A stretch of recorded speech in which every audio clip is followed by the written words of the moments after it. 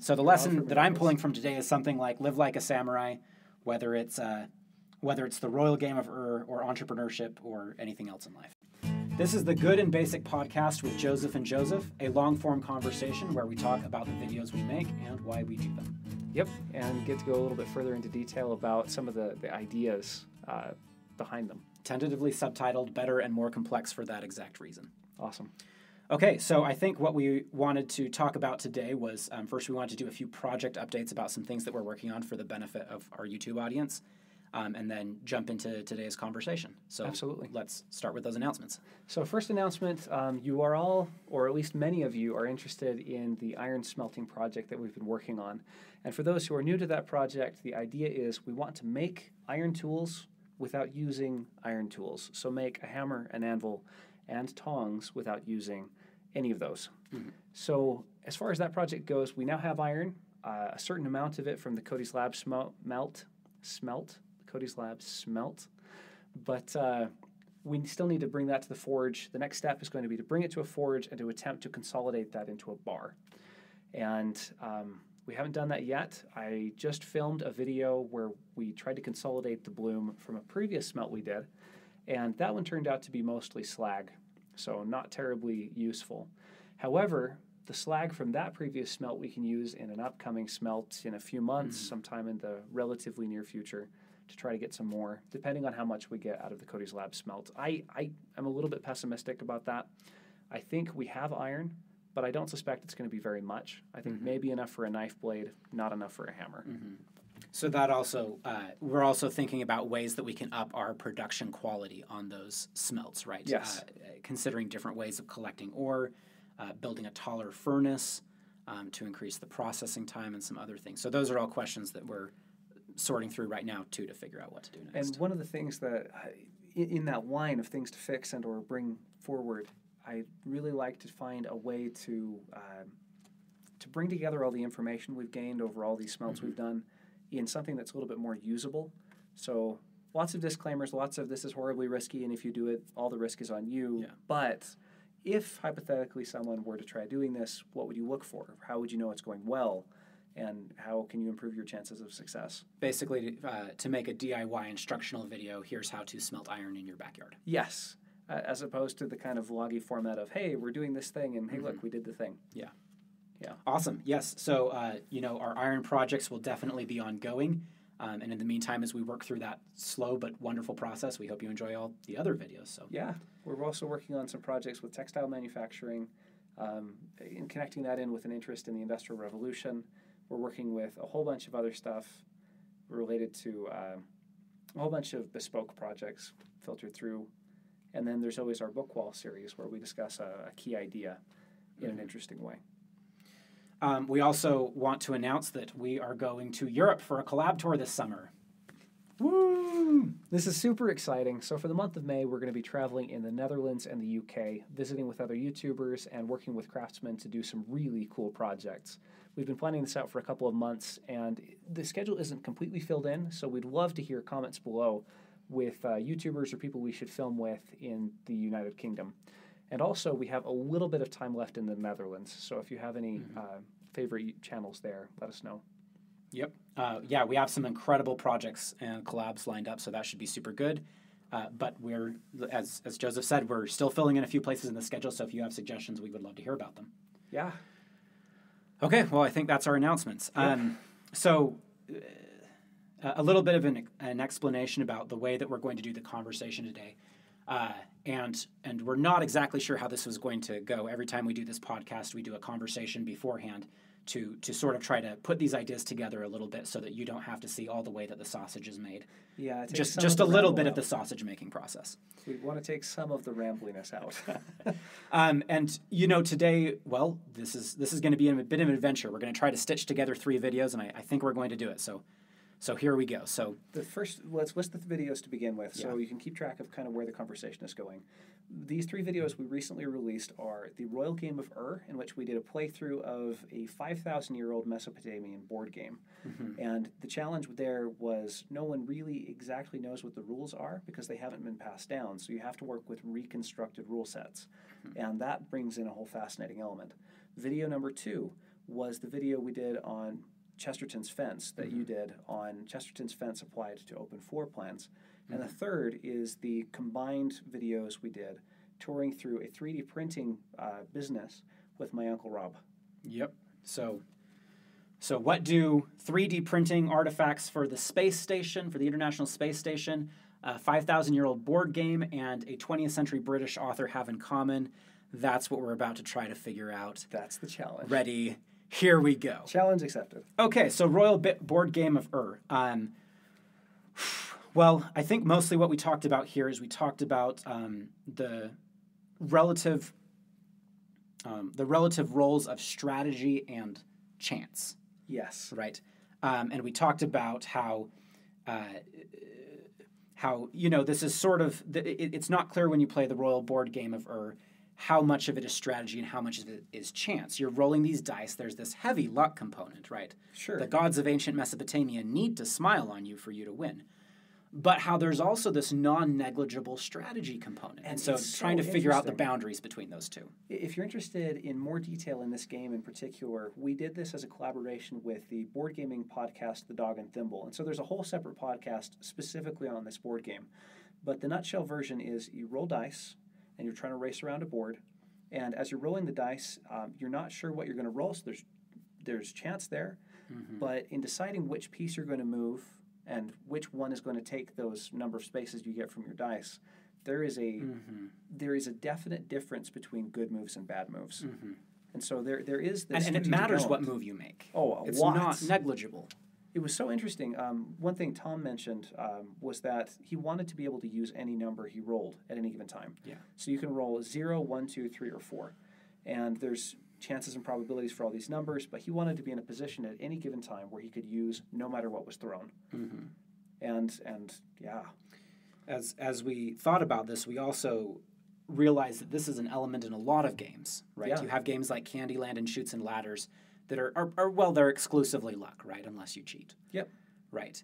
And we talked about how, by the time you're about 7 years old, you stop playing those games because there's sort of nothing there. There's nothing interesting there. Yeah. It's too boring, really. There's no role for decision making at all. Yes. And then we talked about other games like Monopoly, where, as in the Royal Game of Ur, it's unclear exactly where the boundaries of luck and strategy are. Yeah. Right. And then, there are other games like chess that come down pretty much to skill. Yeah. Especially because there's a transparency of information on the board. You can see everything that your opponent is doing. One thing that's interesting that we mentioned in the conversation before the show is the fact that Eisenhower, the General Eisenhower, didn't like chess as an analogy or a training mechanism for war. But what he did like was bridge. I've never played bridge, but it's a card game in which you know some things and you don't know others. And so there is decision making where you can say, based on what I know, I can decide. But you also have to take into account this lurking uncertainty, which takes account, I guess, for the fog of war. Yes. Yeah, and that's precisely why Eisenhower prefers it, is because since you can't see your opponent's hand, there are things you can't see, which is the case in war. There's a fog of war, right? Whereas in chess, you can see all your opponent's pieces.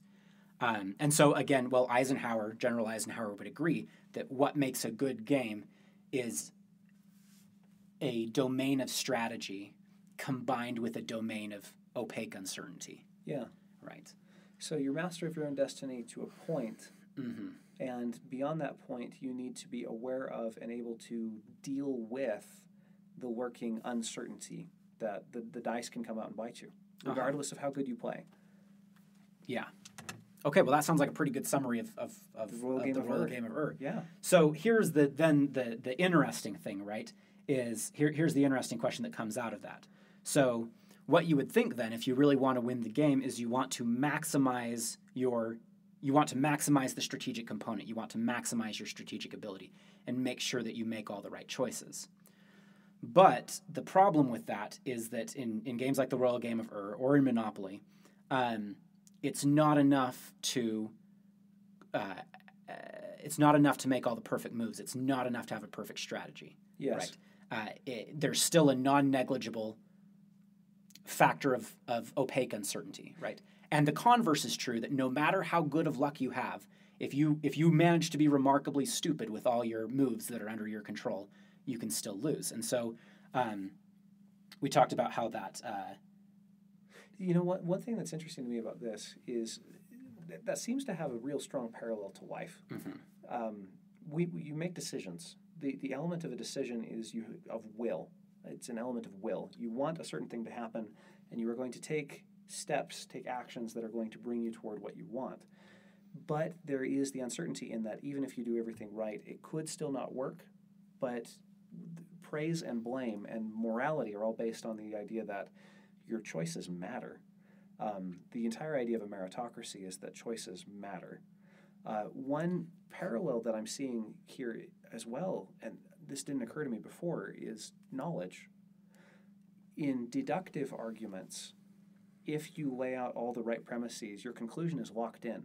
There's certainty in your conclusion. You can say for sure that that's the way it is, which means that it's basically useless, because the only place you can find enough certainty in your premises to be able to walk them all together like that is in math or in refutation. There's a few places where it's really useful, but they're rare. And the thing that's striking it's almost too precise to be helpful. Yeah, it's like any sand gets in this mechanism and suddenly it stops functioning properly, whereas inductive logic, on which all analogical reasoning is inductive, almost all science is inductive, there is always this non-negligible possibility that even if all of your supporting statements are correct, even if all your theories are true, your conclusion could still be false. And so there's some honesty in a game that has this blending I hadn't thought about that, but that's true. The controllable and the uncontrollable together, that you then have to make decisions in an environment that encompasses both. Well, and to spell out sort of the relationship between the controllable and the uncontrollable a little more, I'm listening to a Great Courses lecture series right now about great strategists. So they're talking about Jomini, Sun Tzu, Napoleon, so on and so forth, right? And it's a series of lectures done by a professor at, I believe, the Naval College on the East Coast of the United States.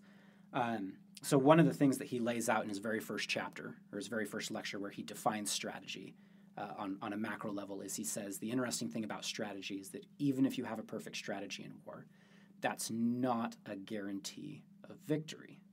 Yeah. Right. And so what you end up with is that there's, in the royal game of Ur, and we're also positing that this is true for life too. Well, at least for a lot of things in life, right? You've mentioned science, and there's a large variety of other things.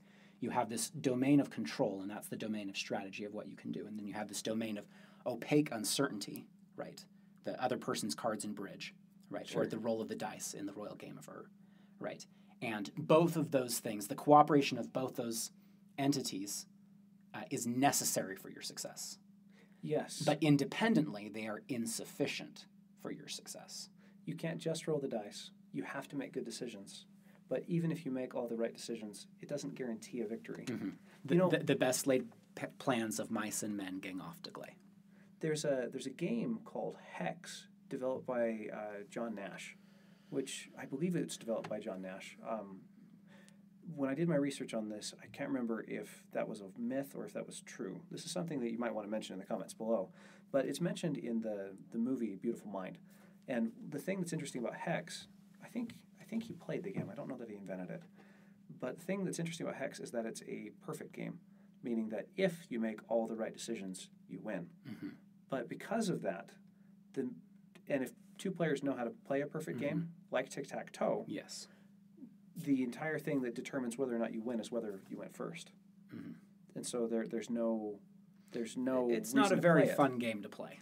It becomes a dance recital. Yes. You either do all the right moves or you make a mistake and lose. But to play Hex with two people who know how to play it, it's just a matter of who went first. Yeah. So one of the really interesting things that this seems to cast into relief that we have been talking about is that it changes the way you want to think about your agency in that situation. Yes. Because you might think, well, what I want to do is I want to come up with the perfect strategy that will explain everything, right, and that will guarantee me victory. And we're positing not only is that impossible, it would not even be desirable. Because what it would be is you playing tic-tac-toe over and over and over again and winning each time. And sure, you're winning each time, but let me tell you, that's going to get very boring very fast. You're not going to want to do that, right? Why And, is and so that? it changes the role of human agency and says, no, your goal isn't always to win or to come up, better put, it's not the goal is not to come up with the perfect calculus for winning. Instead, it's to play the game well through all of its iterations, through all of its ups and downs, through all of the little messy contingencies, through all of the uncertainties, through all of the surprises, through all of the things that you can't control, through all the good fortune, through all the bad fortune, to be able to play the game well. One thing, so a moment ago I asked, why is that? I'm going to throw out a theory for why I think that is. If you have a perfect theory, or if you know how to play the game perfectly, if you know the pattern, and you can reduce making good decisions to an algorithm, to a program, to something that you can just run through a machine, then you only make a decision once when you hit run on the program. Whereas it seems to be that to live well, to live, requires maximizing good choice. So that would be my theory, is to say that at every single juncture, you don't want the answers to be so obvious that a previous decision made at t equals n decides it for you. You want to be in a position where you are deciding moment by moment, so that you have to be awake and alive in the now. And in order for that to be, you can't know everything, and you can't know with perfect certainty whether you are making the right decision. Because otherwise you would also know later. Maybe that's the wrong way to say it, but that seems to be something close to it. I'm hearing something there. It would certainly, if you look at things in this way, if you think that to play a good game, whether that's the royal game of or life, that you need to properly balance and acknowledge uncertainty and certainty without trying to totally eradicate uncertainty. That does seem to place a higher or a larger emphasis on the individual acting from moment to moment. Yes. Like you said, if you have an algorithm for success, then you just press the button, and then you've sort of written yourself out of a job, right? You're not needed anymore. Yeah. Whereas if instead you are constantly adapting, and if you constantly need to adapt in the face of some measure of uncertainty, that's what actually leads you. That's what actually creates the conditions for you to be able to keep on making real meaningful decisions. I wonder how this applies. One topic I'm particularly interested in is automation and the role that that's going to have on the future economy. And also, there's a lot of peripheral issues related around that, like what it means to be human, income inequality, all kinds of stuff there. And one thing that interests me about this is we seem to need jobs in which, or it's not even jobs, but the ability to make individual, meaningful decisions as we go. And it seems to be that and this is a hypothesis I'm going to throw out, but it seems to be that certain jobs have more variation in the decisions, where it's not necessarily that there's more uncertainty. I guess there's more uncertainty. It's difficult to automate being a plumber, because being a plumber requires you to go to a completely new set of circumstances, a new house every time, and you get to hear about a new problem, and it's any of the things that can possibly go wrong in a house. Some problems are going to pop up more than others. Yeah. But that reading a new problem and having to make a completely independent decision in every house of what you're going to do, beyond the difficulty of making a machine that actually physically goes to the house, that seems to be one of the things that makes that hard to automate. Whereas, being a radiologist, you're faced with the same problem or a much more similar problem every time. It's always a two-dimensional image, and you're recognizing the problems. You're a technician instead of an artist.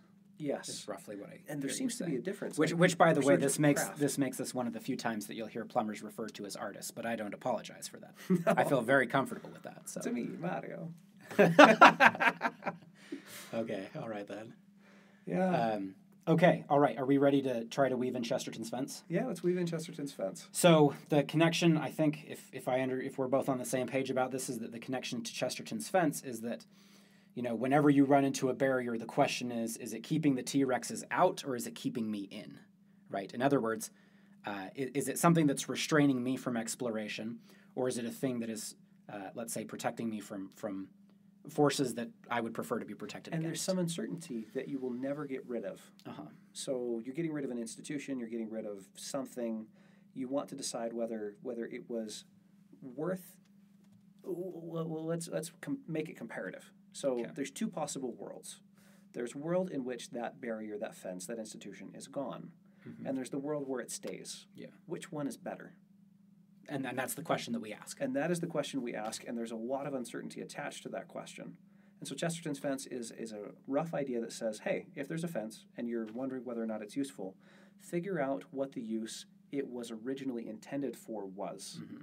And until you know what it was originally intended for, you should be very cautious about removing it. Mm-hmm. But once you know what the thing was, then you can evaluate whether or not the need has changed. You can evaluate it on its merits because you know what its merits are. And you know what the original merits were intended. Yeah. So you find out that, it was intended to keep out T-Rexes, and you're like, oh, those have been dead for a long time, so I don't need it anymore. Yeah. But, yeah. Okay, so well, actually, I just want to ask this just for fun. Would you live in an open concept floor home? One thing that is interesting to me about open concept floor homes is that they're way, way, way older. And so we can apply Chesterton's fence in the opposite direction. So one thing that's interesting to me when you were mentioning open floor plans is that's what the Vikings had. An open longhouse. An open longhouse. And I've always wondered about things like you have your whole extended family living in one room all day and all night. There's no privacy. And I'm wondering, there's a lot of privacy needed to get along with daily life. Like mom and dad need to have their own bedroom. And that is not present in a Viking longhouse. And they must have had very different ideas about privacy in order to cope with that. And so a lot of it's got to be cultural. But anyway, so that was my comment that I wanted to throw in. Just a fun little segue. I was curious. Yeah. Would I live in an open concept home? I don't know. My answer is no. I don't know. Not completely open. I'm not going to Viking longhouse level. No. Well, again, usually they just combine the great room and the kitchen and the living room or that sort of thing. I think I would do that. I've never been a fan of having the dining room separate from the kitchen. I'll cross that bridge when I come to it, I think. Okay. I'll cross that bridge when I come to it. After you've read Chesterton's fence. So let's hit Rob now. I mean, let's not hit Rob, but let's hit the videos we made about him. Let's talk about those videos. Right? I would not hit Rob for all the world. I thought that was just an incredible trip. Absolutely. So it was so good. That conversation. So if Rob's listening, please do not take this the wrong way. Rob, thank you. Appreciate that. Okay. All right. Okay. So Rob, entrepreneurship, 3D printing, and knowledge / strategy and uncertainty / chance. Ready, go. First tie-in is there was a moment in our conversation about entrepreneurship where he was talking about the perpetual risk of loss. So we were talking about ceilings and floors and how when you're starting a business, you don't know if it's going to succeed. And what do you do? Oh no, if it fails. Mm-hmm. And he made the most interesting and I think profound comment, which was that you have to accept the possibility of loss, like an old friend. He was talking about gazing into the mouth of hell and just saying, "Oh, I've done that long enough. Hello, darkness, my old friend. Hello, darkness, my old friend." And we made an analogy to this moment in The Last Samurai, where they're having this conversation about death. I think it's in a cemetery. It's in a cemetery. This is Katsumoto and Algren, right after the samurai attack Katsumoto's village. And there's blossoms floating down. There's there's the cherry blossoms everywhere. And he mentions that, he says, like these blossoms, we are all dying. And so to be a samurai is to accept that possibility of death perpetually, moment by moment, and that is how you gain life and are able to live. Yeah. Wow, that actually did just give me chills. I was thinking over that, and wow, okay, yeah. Yeah, that was a decent interpretation. Well, and it changes.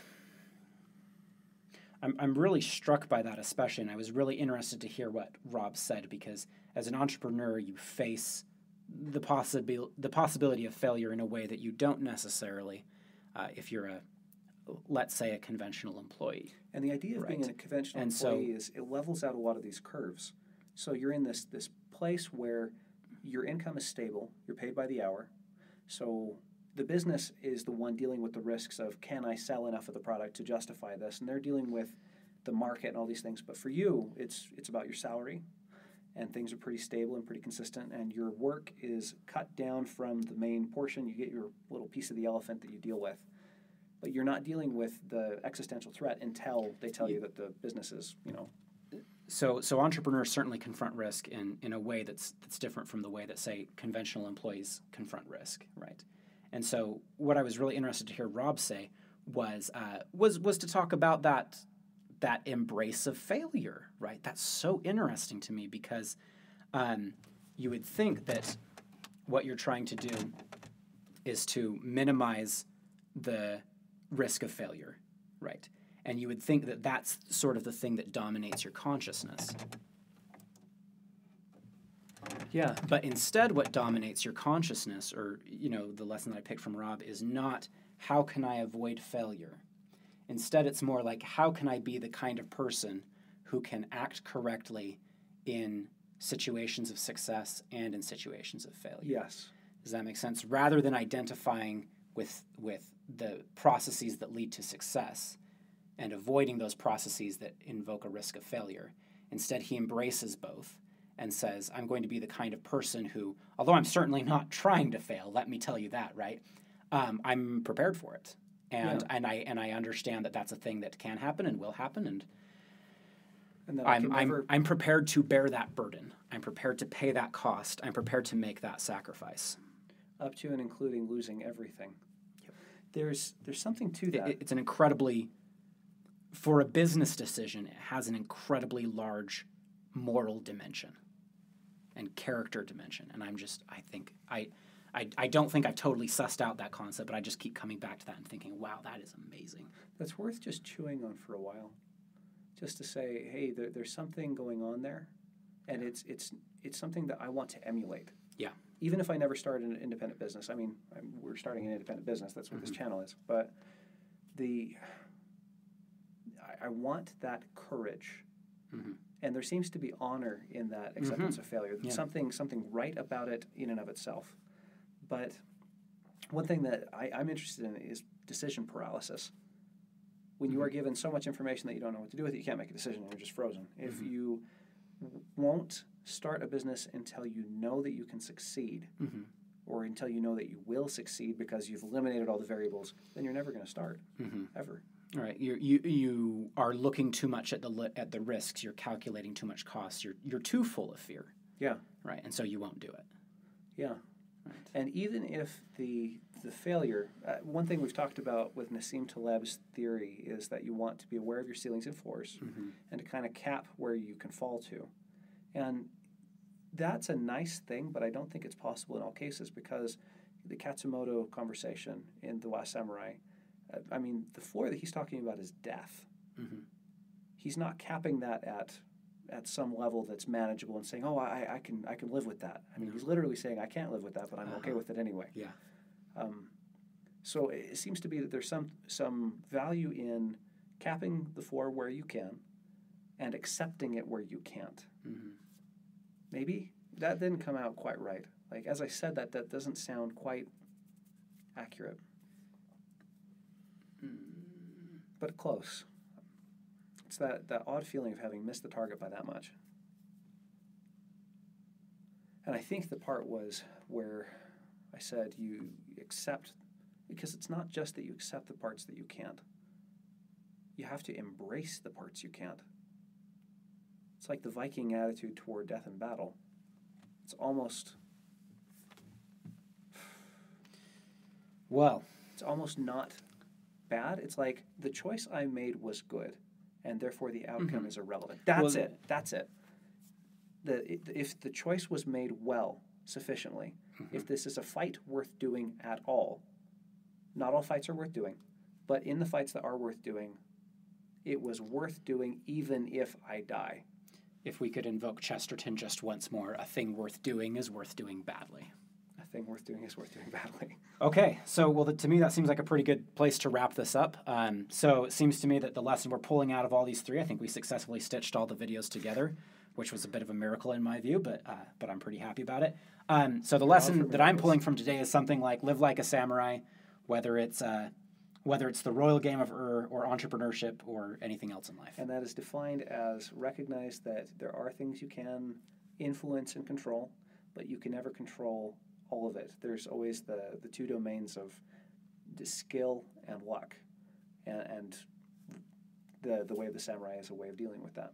We'd like to thank you all for listening, and we sure appreciate your comments, your likes, and your subscribes, and your participation in the conversation with us. So thank you very much, and we'll see you next time. And if this conversation was something that you found particularly valuable, then please share it with a friend. We're trying to get the word out about the channel and about this format in general, and we'd love to see you share that with a friend.